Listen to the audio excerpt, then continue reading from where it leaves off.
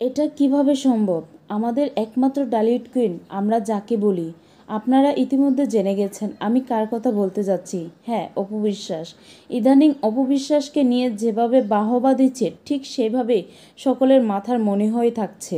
অপু বিশ্বাস কিছুদিন আগে একটি ইন্টারভিউ দিয়েছে, সেটা হচ্ছে মাছরাঙা টেলিভিশনে। সেখানে যখন তাকে প্রশ্ন করা হয় যে আপনি বুবলির 3টি ভালো গুণ বলেন, এরকম উত্তর দিবে যে কেউ কল্পনা করতে পারেনি। আমরা তো রীতিমতো যেটা দেখে আসি, এক সতীনকে যখন প্রশ্ন করা হয় ঠিক তখনই কিভাবে আরেক সতীনকে পচাবে, কিন্তু এখন দেখি বাই ঠিক উল্টোটা হয়ে গেছে। অপু বিশ্বাস ডিরেক্ট বলে দিয়েছে আমি তাকে চিনি না, তাকে দেখিনি। কিভাবে সম্ভব?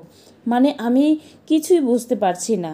বুবলি সম্পর্কে জানে না, কতটা অপমান করেছে বুবলিকে আমাদের একমাত্র ঢালিউড কুইন অপু বিশ্বাস। যেভাবে দুই সতীনের অত্যাচার শুরু করে দিয়েছে, সে কি কাণ্ড হয় আপনারা সব কিছুই জানেন।